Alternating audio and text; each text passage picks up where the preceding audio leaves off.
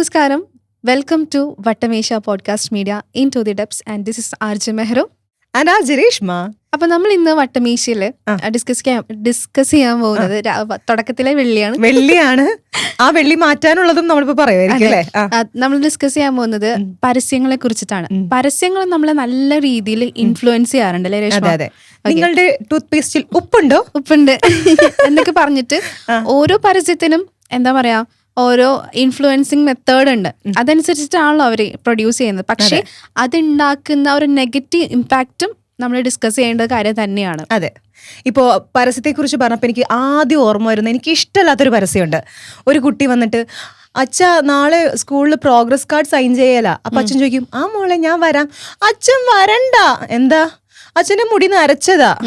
അതിനുശേഷം hair colour ഷാമ്പൂന്റെ പരസ്യമായിരിക്കും. Hair colour ഷാമ്പൂന്റെ നിങ്ങൾ വിഷമിക്കണ്ട, ഈ ഷാമ്പൂ ഇല്ലേ പിറ്റേന്ന് ഡൈ ചെയ്തിട്ട് സ്കൂളിൽ പോകുന്നു. അതായത് പിള്ളേരുടെ ഉള്ളിലേക്ക് ഒരു തോട്ട് ഇട്ടു കൊടുക്കാണ്, ഡൈ ചെയ്ത അച്ഛൻ സ്കൂളിൽ വന്നാ മതി, അല്ലാത്ത അച്ഛന്മാരൊന്നും ഓക്കെയല്ല. അപ്പൊ എന്താ ചെയ്യാ? കുട്ടികളുടെ ഉള്ളില്, ചെറിയൊരു കുട്ടിയുടെ ഉള്ളിലേക്കുള്ള തോട്ട്സ് എത്രത്തോളം എത്തുന്നേ? തൻ്റെ അച്ഛൻ്റെ മുടി നരച്ചു പോയി കഴിഞ്ഞാൽ പിള്ളേർക്കൊന്നും സ്കൂളിൽ കൊണ്ടുപോകാൻ പറ്റത്തില്ലേ? അപ്പം അങ്ങനെ ഒരു തോട്ട് എത്തുന്നുണ്ട്. ഇതേപോലെ ഒരുപാട് പരസ്യങ്ങൾ ആളുകളുടെ തോട്ടിലേക്ക് എത്തുന്നുണ്ട്. ഇപ്പം നമ്മൾ ഇൻസ്റ്റാഗ്രാം ഓപ്പൺ ആക്കി കഴിഞ്ഞാൽ അപ്പോൾ വരും, നിങ്ങൾക്ക് ഈ സെലിബ്രിറ്റിയെ പോലെ ആവണോ എന്ന് പറഞ്ഞിട്ട് അല്ലേ? കഴിഞ്ഞ ദിവസം ഒരു പരസ്യം കണ്ടു. പ്രിയങ്ക ചോപ്ര ഇങ്ങനെ മുമ്പിലേക്ക് പോകുമ്പോ വിച്ച് ഡിയോഡ്രന്റ്, ഏത് സ്പ്രേ ഏതോ ഡിയോഡ്രന്റാ യൂസ് ചെയ്തേക്കുന്നേ എന്ന് ചോദിക്കുന്ന ഏതൊരു റിപ്പോർട്ടർ. അതിന്റെ അടുത്ത് തന്നെ ഇൻഫ്ലുവൻസർ വന്നിട്ട് പറയാണ്, do you want to smell like Priyanka Chopra? എന്താ നമ്മളായിട്ട് സ്മെൽ ചെയ്യാൻ പറ്റത്തില്ല. പ്രിയങ്ക ചോപ്രനെ പോലെ മാത്രമേ ഇരിക്കാൻ പാടുള്ളൂ. ദീപിക പദക്കോടെ മാത്രം സ്കിൻ ഗ്ലോ ആയിരിക്കാൻ പറ്റത്തുള്ളൂ. അപ്പോൾ സെലിബ്രിറ്റീസിനെ വെച്ച് കൊണ്ടാണ് എങ്ങനെ നമ്മളായിരിക്കാം എന്ന് പഠിപ്പിച്ചു കൊടുക്കുന്നത്. നമ്മളായിട്ട് ഇരിക്കാനുള്ള കോൺഫിഡൻസ് ഇല്ലാതാക്കുകയാണ് ആക്ച്വലി ഈ പരസ്യങ്ങളും ഇൻഫ്ലുവൻസേഴ്സും ചെയ്യുന്നത്. നേരത്തെ അതായത് ഒരു കാലഘട്ടത്തിന് മുമ്പുള്ള പരസ്യങ്ങളൊക്കെ ഭയങ്കര രസമായിരുന്നു കണ്ടോണ്ടിരിക്കാനായിട്ട്. ഉണ്ട് ഇല്ലെന്നല്ല, പക്ഷെ ഇപ്പോ ഓൺലി ഫോക്കസിങ് ഓൺ പ്രൊഡക്റ്റ് മാത്രമായിട്ട് മാറി. ഇല്ല, എനിക്ക് അതിലൊരു വിയോജിപ്പുണ്ട്. ഇപ്പൊ ഫെയർ ആൻഡ് ലവ്ലിയുടെ പരസ്യമായിരുന്നെങ്കിൽ കല്യാണം നടക്കുന്നില്ല, അവസാനം ഫെയർ ആൻഡ് ലവ്ലി തേക്കുന്നു, വെളുക്കുന്നു, കല്യാണം നടക്കുന്നു. ഇപ്പൊ വെളുക്കുന്നതിന് പകരം അവർ ഉപയോഗിക്കുന്ന ഒരു ടേമാണ് ഗ്ലോ എന്ന് പറയുന്നത്. രണ്ടും വലിയ വ്യത്യാസമൊന്നുമില്ല അല്ലെ? അപ്പോ പല രീതിയിൽ ഇങ്ങനെ ചെയ്യുന്നുണ്ട്. ഇപ്പോ എന്താ പറയാ, നേരത്തെ കുറെ പരസ്യങ്ങളായിട്ട് ഇറക്കുകയാണെങ്കിൽ ഇപ്പോൾ നമ്മളുടെ മെത്തേഡ് മാറി. ഇപ്പം നമ്മൾ ഇൻസ്റ്റഗ്രാമിലൂടെ ഇൻഫ്ലുവൻസേഴ്സിലൂടെയൊക്കെയാണ് ഓരോരുത്തർ ഓരോ പ്രൊഡക്റ്റ് സെല്ല് ചെയ്യുന്നത്. അപ്പോൾ അതിൻ്റെ ഇമ്പാക്റ്റ് വേറെ തന്നെയാണ്. അതായത് ഒരു മനുഷ്യൻ്റെ ശരീരത്ത് ഓരോ മനുഷ്യനും ഡിഫറെൻ്റ് ആണ്. അപ്പോൾ ഒരു മനുഷ്യൻ്റെ ശരീരത്ത് അവർ ഇപ്പം മുഖത്തിൻ്റെ കളറായിരിക്കില്ല കൈയുടെ കളർ, കാലിൻ്റെ കളർ വ്യത്യാസം ഉണ്ടാവും. കാരണം നമ്മൾ കോമൺ പീപ്പിൾസ് ആണ്. നമുക്ക് വെയിലത്തിറങ്ങി നടക്കേണ്ടി വരും. നമുക്ക് ചിലപ്പോ പല എന്താ പറയുക കാര്യങ്ങളൊക്കെ ഉണ്ടാവും. അപ്പൊ നമ്മുടെ ആംപിറ്റ് ഡാർക്ക് കളർ ആണെന്ന് പറഞ്ഞിട്ട് അതൊരു ഭയങ്കരമായിട്ട് കുറച്ച് കാണുന്ന ആൾക്കാരുണ്ട്. ഇങ്ങനെ കക്ഷം കാണിച്ചുകൊണ്ട് തന്നെ പറയും, ഇത് കറുത്തിരിക്കുകയാണ്, അവർ നോക്കും അവരെത്ര കോൺഫിഡന്റ് ആയിട്ടാണ് സ്ലീവ്ലെസ് ധരിക്കുന്നത്, നമുക്കും സ്ലീവ്ലെസ് ധരിക്കണം എന്നുണ്ടെങ്കിൽ ഇത് ചെയ്യും. അപ്പോൾ നമ്മൾ വിചാരിക്കണം, ഓഹോ അപ്പൊ കറുത്തിരിക്കണത് എന്തോ പ്രശ്നമാണല്ലേ. ഇപ്പൊ മുട്ട് കറുത്തിരിക്കുകയാണ്, ഇപ്പൊ എന്റെ മുട്ടൊക്കെ കറുത്തിരിക്കുകയാണ്, അപ്പോൾ ഇത് ഈ ഭാഗം ഇങ്ങനെ ഡാർക്ക്നെസ് മാറാൻ വേണ്ടിയിട്ട് ഇത് ഉപയോഗിക്കും. അപ്പൊ ഞാൻ വിചാരിക്കും, അപ്പൊ ഇതൊരു പ്രശ്നമാണോ എന്ന് നമ്മുടെ ഉള്ളിലേക്കൊരു ഇൻസെക്യൂരിറ്റീസ് ഉറപ്പായിട്ടും ഉണ്ടാകുന്നുണ്ട്, പല രീതിയിൽ ഉണ്ടാക്കുന്നുണ്ട്.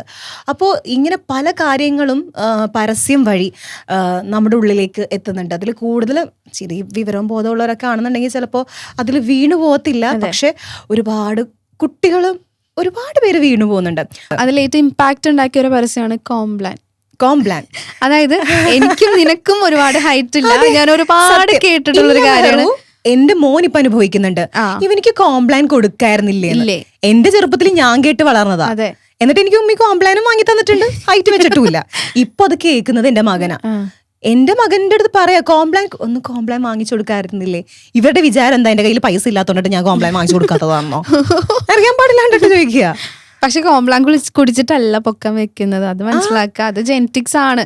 ഹൈറ്റ് നമുക്ക് പാരന്റ്സിനുണ്ടെങ്കിൽ ഒബ്വിയസ്ലി ഹൈറ്റ് ഉണ്ടാവും, ഇനി ഇല്ലെങ്കിൽ അതനുസരിച്ചിട്ടുള്ള ഹൈറ്റ് ഉണ്ടാവത്തുള്ളൂ. അതെ. അതേപോലെ തന്നെ ബ്യൂട്ടി പ്രോഡക്ട്സ്, ഗ്ലോന്റെ കാര്യം നമ്മൾ പറഞ്ഞു. അതേപോലെ തന്നെയാണ് നിറത്തിന്റെ കാര്യം പറയാൻ ഇപ്പൊ എല്ലാവർക്കും പേടിയാ. അപ്പോ ഉപയോഗിക്കുന്ന ടേമാണ് ഈവൻ ടോൺ, ഗ്ലോ, ബ്രൈറ്റ്നസ് എന്നൊക്കെ. എല്ലാം പറയുന്നത് ഒരു കാര്യം തന്നെ. അതേപോലെ തന്നെയാണ് പണ്ടൊരു പരസ്യം ഉണ്ടായാലോ, ബ്രഹ്മി ബുദ്ധിശക്തിക്ക് ബ്രഹ്മി കഴിക്കൂ, ജ്യോതിഷ് ബ്രഹ്മി എന്ന് പറഞ്ഞിട്ട്. അത് മാത്രല്ല ശരീരത്തിന്റെ സന്തോഷ് ബ്രഹ്മി. അതെവിടെ നിന്ന് നമുക്ക് ഒരാൾ പറഞ്ഞു തരുന്നുണ്ട് സന്തോഷ് ബ്രഹ്മിയുടെ കാര്യം. കുട്ടി കഴിക്കുന്നുണ്ടെന്ന് തോന്നുന്നു കാര്യമായിട്ട്. അത് ബുദ്ധി, അത് നമ്മള് പഠിക്കുന്ന കുട്ടികളെ ഓർമ്മശക്തി കൂട്ടാനായിട്ട് പഠിക്കുന്ന കുട്ടികൾക്ക് കോൺസെൻട്രേഷൻ കൂടാനും കാര്യങ്ങൾക്ക് ഈ സന്തോഷ് ബ്രഹ്മി വാങ്ങി, ജ്യോതിഷ് ബ്രഹ്മി ഉണ്ട്, സന്തോഷ് ബ്രഹ്മി, അങ്ങനെ എന്തൊക്കെയോ ബ്രഹ്മികളുണ്ട്. അത് വാങ്ങി കഴിക്കൂന്ന് പറഞ്ഞിട്ട് ഞങ്ങളും കഴിച്ചിട്ടുണ്ട്, നീയും കഴിച്ചിട്ടുണ്ട്. ഓൾമോസ്റ്റ്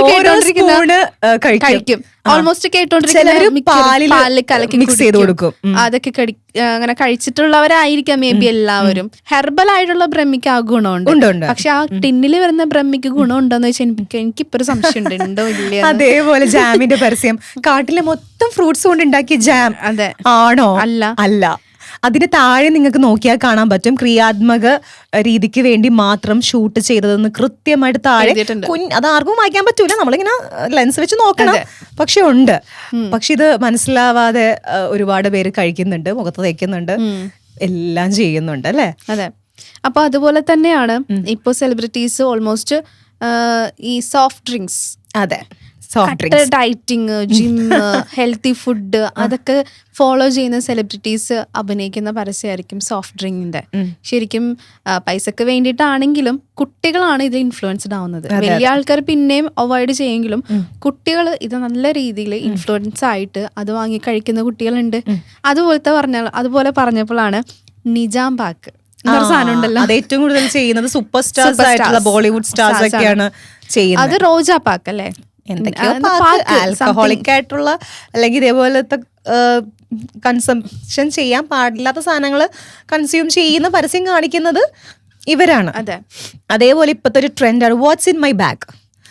പണ്ട് എന്റെയൊക്കെ ബാഗില് ഒരു പൗഡർ ഉണ്ടാവും, ചിലപ്പോൾ ചീപ്പ് ഉണ്ടാവും, അങ്ങനെ എന്തെങ്കിലുമൊക്കെ ആയിരിക്കും. പക്ഷെ ഇന്ന് നമ്മൾ പലരുടെയും വാട്ട്സ് ഇൻ മൈ ബാഗ് കാണുമ്പോൾ അയ്യോ ഇപ്പൊ എന്റെ ബാഗിൽ ഇത്രയും സാധനങ്ങൾ വേണം എന്നുള്ളൊരു ഇൻസെക്യൂരിറ്റി നമ്മളിൽ ഉണ്ടാക്കുകയാണ്. അപ്പൊ പണ്ട് നമ്മൾ ബാഗ് കൊണ്ടാടുന്ന പോലെ നമ്മൾ ഇന്ന് ബാഗ് കൊണ്ട് നടക്കുന്നത്.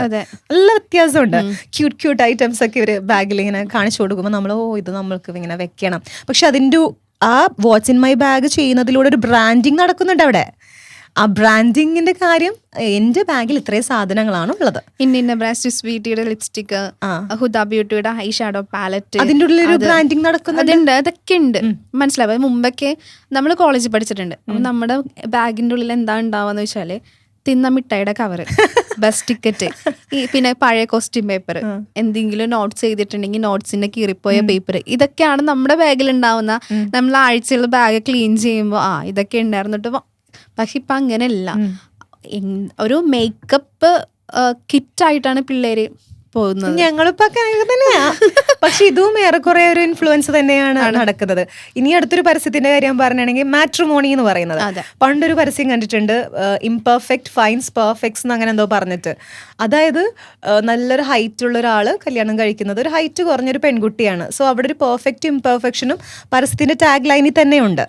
അപ്പോ ഇംപെർഫെക്ഷൻസ് ഫൈൻഡ് പെർഫെക്റ്റ് എന്ന് പറയുന്നത് എത്രത്തോളം ആളുകളിലേക്ക് സങ്കടം ഉണ്ടാക്കുന്നുണ്ട്. അപ്പൊ അത് വലിയൊരു ബുദ്ധിമോശമാണ് ചെയ്യുന്നത്. ഇങ്ങനെ ഒരുപാട് പരസ്യങ്ങൾ, ഇപ്പൊ നമ്മളൊരു പരസ്യം എടുത്ത് നോക്കിക്കഴിഞ്ഞാൽ അല്ലെങ്കിൽ ഒരു TV കണ്ടു കഴിഞ്ഞാൽ തന്നെ ഈ എത്രത്തോളം വളരെ മോശമാണ് ഈ പരസ്യം പോകുന്നതെന്നുള്ളത് കണ്ടു കഴിഞ്ഞാൽ നമുക്ക് മനസ്സിലാക്കാവുന്നതേ ഉള്ളൂ. ചില പരസ്യങ്ങൾ കണ്ടിരിക്കാൻ നല്ല രസമാണ്, നമുക്കത് റിപ്പീറ്റ് അടിച്ച് കാണാനും. എനിക്ക് ഈ അടുത്ത് ഒരു പെയിന്റിന്റെ പരസ്യം, അത് ഭയങ്കര ബ്യൂട്ടിഫുള്ളാ. ഇപ്പൊ പേര് പറഞ്ഞത് ബ്രാൻഡിങ് ആവുന്നതുകൊണ്ട് തന്നെ ഒരു കുഞ്ഞിക്കുട്ടി ഓടി വന്നിട്ട് അവനെ തൊട്ട് കഴിയുമ്പോൾ ഒരു ബ്ലാക്ക് ആൻഡ് വൈറ്റ് ഒരു കളർലെസ് ആയിട്ടുള്ളൊരു ഗ്രാമം, അവൻ ഓടി നടന്ന് ഇങ്ങനെ തൊട്ട് വരുമ്പോഴത്തേക്കും അത് ബ്യൂട്ടിഫുൾ ഉള്ള കളേർഡ് ആയിട്ടുള്ള ഒരു ഗ്രാമമായിട്ട് മാറുന്നത്. ആ തോട്ട് നല്ലതായിരുന്നു, നല്ലൊരു തോട്ടായിരുന്നു. അതെനിക്ക് ഭയങ്കര ഇഷ്ടപ്പെട്ടിട്ടുണ്ടായിരുന്നു. നല്ലൊരു പരസ്യമായിരുന്നു. അങ്ങനത്തെ പരസ്യങ്ങളൊക്കെ നമുക്ക് ഓക്കെ. പക്ഷേ സമൂഹത്തിലേക്ക് അല്ലെങ്കിൽ നമ്മളുടെ ഒരു ബാഡ് നെഗറ്റീവ് ഇമ്പാക്റ്റ് ഉണ്ടാക്കുന്ന പരസ്യങ്ങൾ ചിത്രീകരിക്കുന്നവരോട് റിക്വസ്റ്റേ ഉള്ളൂ. എന്തായാലും നിങ്ങൾ ചെയ്യുന്നു, ബ്രാൻഡിങ് ആണ്, എല്ലാവരും ക്യാഷിന് വേണ്ടിയിട്ടും ഫെയിമിന് വേണ്ടിയിട്ടും ഒക്കെ ചെയ്യുന്നതാണെങ്കിലും നമ്മുടെ സൊസൈറ്റിക്ക് വേണ്ടിയിട്ടും കൂടി ഒന്ന് പരിഗണിച്ചാൽ കൊള്ളാം. എത്ര പേര് ഇതിൽ അഫക്റ്റഡ് ആവുന്നുണ്ട് എന്ന് മനസ്സിലാക്കിയാൽ കൊള്ളായിരുന്നു. നിങ്ങൾക്ക് പൈസ വേണം, നിങ്ങൾക്ക് പ്രശസ്തി വേണം, എല്ലാം വേണം, പക്ഷെ നിങ്ങളെ വിശ്വസിക്കുന്ന ഒരുപാട് പേര് ചുറ്റുമുണ്ട്. അവരിൽ എത്ര പേര് ഇത് എഫക്റ്റഡ് ആകുന്നുണ്ട് എന്നൊന്ന് മനസ്സിലാക്കി നല്ല രീതിയിൽ പരസ്യം ഒക്കെ ചെയ്ത് കഴിഞ്ഞു കഴിഞ്ഞാൽ നല്ലതായിരിക്കും അല്ലേ? ഇപ്പൊ നമ്മുടെ അഭിപ്രായമാണ്, ചിലപ്പോൾ ഇതിനോട് യോജിക്കുന്ന ആൾക്കാരുണ്ടാവും, ഇതിനെ എതിർക്കുന്ന ആൾക്കാരുണ്ടാവും, അത് ഓരോരുത്തരെ അഭിപ്രായം, അത് എത്രയേ ഉള്ളൂ. അപ്പൊ നമുക്ക് എന്തായാലും ഇന്നത്തെ വട്ടമീശ ചെറിയൊരു സമയത്തുകൊണ്ട് നമുക്ക് നിർത്താം അല്ലെ.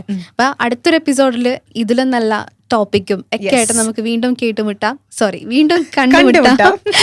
എപ്പോഴും നമ്മൾ ആ ഒരു കേട്ടുമുട്ടാം പറഞ്ഞു അതെ നമുക്ക് കണ്ടുമുട്ടാം.